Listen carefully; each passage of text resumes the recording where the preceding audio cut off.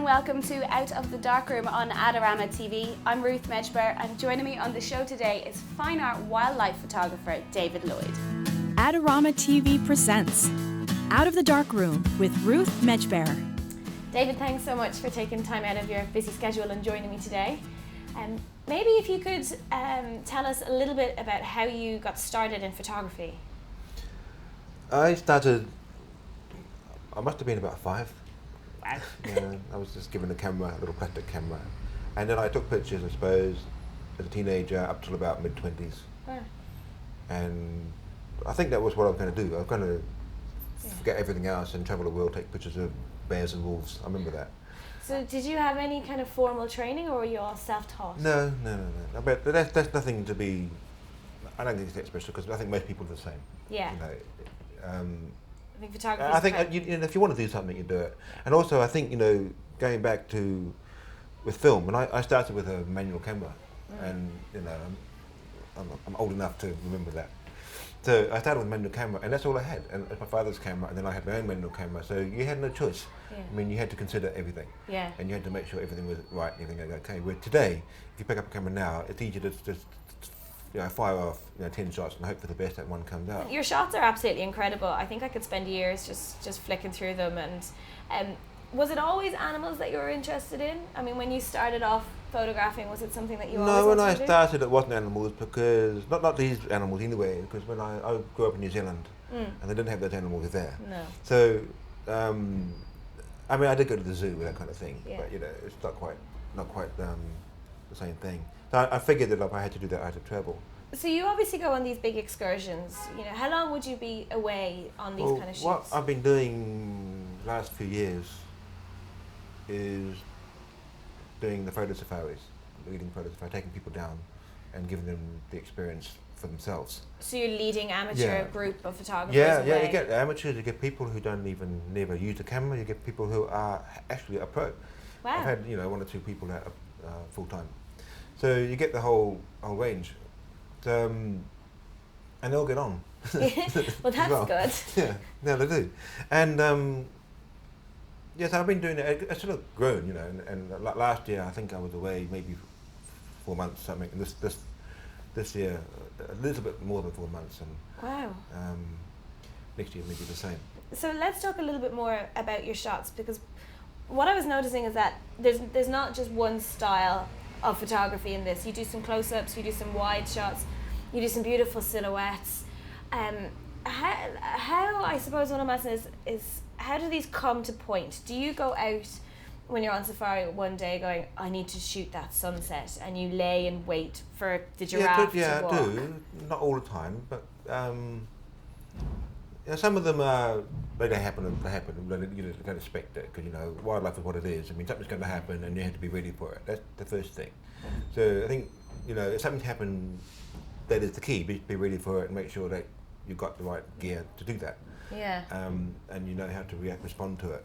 And the other thing is what you say. You've got an image in your mind or something that you want to achieve. Yeah. And I suppose what it comes to is that if you have an image in your mind, you want to achieve it. You get it 1 in every 10 times, or 1 in every 20 times, something like that. Because wildlife is what it is. I mean, you've seen all the pictures of let's say giraffes at sunset. Yeah. And okay, I'm going to go and do that. Yeah. But you can find a sunset, but you need to find a giraffe, and it's not always there. So you mentioned there that you have to be ready for every kind of situation, because obviously it's wildlife. Would you have one body and then an array of lenses and just switch quickly, or how do you operate? You have to switch quickly, but you got one more than one body. You don't want to go away for 2 months and your body breaks on the first day. Okay. That's a disaster. So I take about 3, and typically I've got 2 with me. So I've got 2, and I've got a long lens on one and a short lens on the other. So you can kind of quickly. Sometimes obviously you have to change lenses. Yeah. But I'm also of the school of thought where the less the more is better.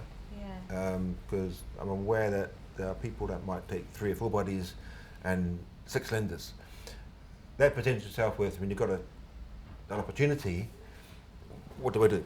Too many I can try this on this body or try that, and it gets complicated. And it slows you down. So I've just got 3 lenses and 2 bodies. What's your lenses, if you don't mind me asking? I have a wide angle, 18 and 35. Nice. 70 to 200, and a 400mm. cool. Yeah.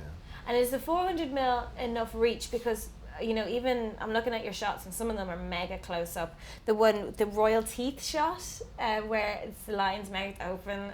The royal teeth. How on earth do you get that shot? Because it looks like you're standing. Well, there's a number of things. Right. I have a teleconverter too, and haven't used it recently very much, but I've often put a 2x converter on it to get to 800mm. Also, I mean, especially in some places like the Maasai in Africa, you can get quite close. Can you? You can get close. You can get about as close as maybe that window is, if you're lucky. So a few meters. Wow. Yeah, it's possible, but when you get that close, other things happen. Like the animal gets a bit uncomfortable, and you lose a bit of natural. Is it quite dangerous?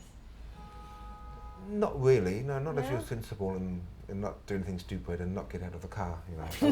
Yeah. Okay. Yeah. So just don't do anything stupid, and it's not that dangerous. Yeah. Have you had any kind of accidents or hairy moments where you've been a little Not bit? really. No.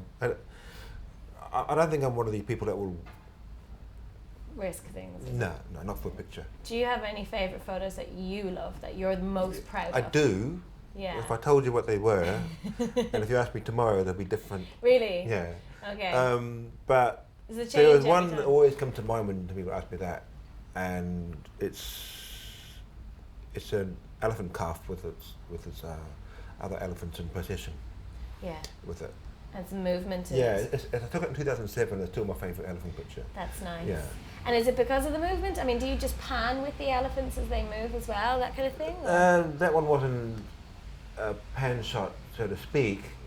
Is it? But it's the one with the elephant calf, and you've got the other ones around it like this, and that was quite a telling picture for me, because if you were to see the picture, you can see on the left side, you can just see a little trunk coming into the picture. Oh. And then on the right side, you can just see a foot exiting the picture of another elephant. And initially, I cropped those off because I had this mindset where, it's a bit distracting, crop it off. Yeah. It's what I call the camera club mindset, Yeah. And I wanted to be clean, but suddenly it transformed the picture doing that, because that little trunk and a little foot coming in and a little foot exiting showed everybody that there was a lot of elephants. Yeah. A lot of elephants. And if I took those off, the impression was you only had 2 or 3 elephants in the picture. Yeah. And that was it. So it changed it. And that was quite a thing for me. And you've recently brought out your book as well, As Long as There Are Animals. Tell us a little bit about how you make your editorial selections. Surely putting together a book like that, requires an awful lot of sitting down and going through photographs. Well, there's 2 things. I just wanted to do something with what I had. Yeah. And I've always believed in print. The ultimate destination for any picture is print. I think it's a shame that they stay on a computer screen. Yeah. That was the first thing. The other thing is, the more you are out there taking pictures and things, and I think it goes with any photography anyway, you become, I don't know if sympathetic is the right word, or empathetic with the animals themselves, and you start to recognise that they are beings in a lot of ways equal to us in terms of rights and sharing the planet and all the rest of it. So that was the title of the book, pretty much, and that was the running theme. And I've always liked the idea of trying to catch something of the personality. You do, yeah. I didn't know I was doing that at first. People keep saying that, and I recognised that was what's happening. Yeah. And when you spend a long time with one species of animal, you start to get it. Right. I can't put it into words quite so well, but you have to get it, and it comes down I don't know what it is. You see things in the animals. Yeah, I catch it somehow. One thing that comes through, a lot of people, lions are aggressive, this kind of thing, but it's not. It's a complete opposite way. Really? But it's just because that's been portrayed in documentaries. They don't show them doing other things, like maybe what I showed them doing here. So maybe I'm subconsciously trying to redress the balance with that.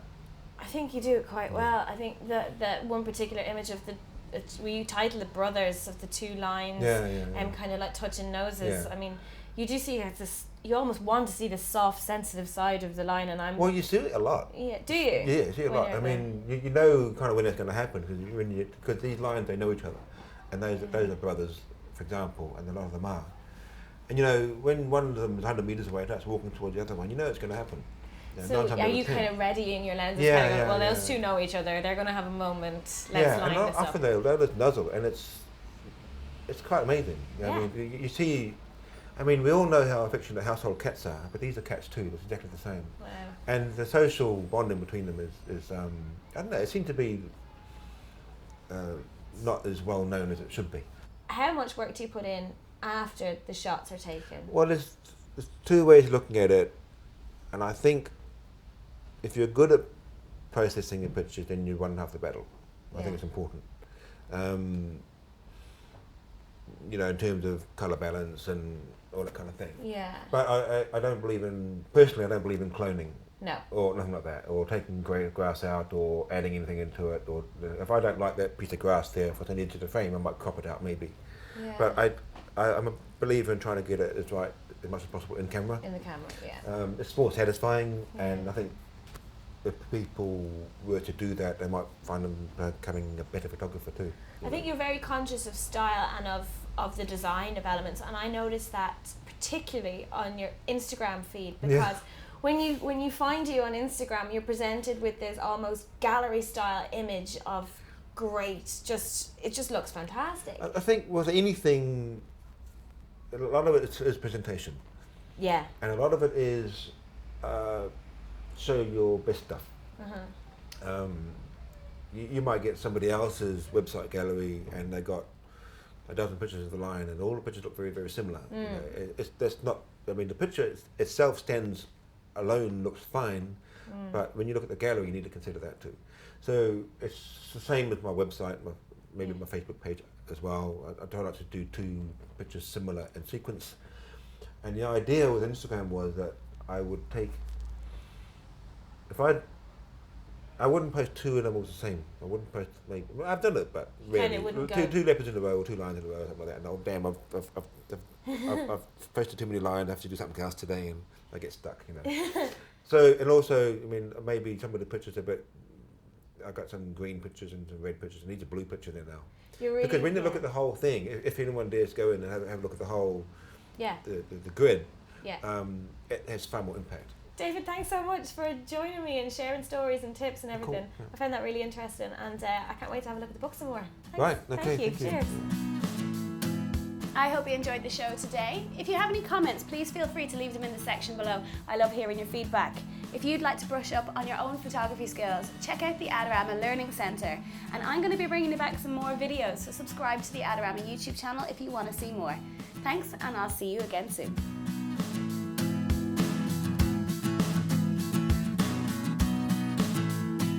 Do you want great looking prints at low cost? Be sure to visit our easy to use online printing service.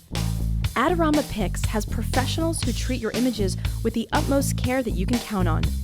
For a quick turnaround on photos, cards, or albums, use AdoramaPix.com.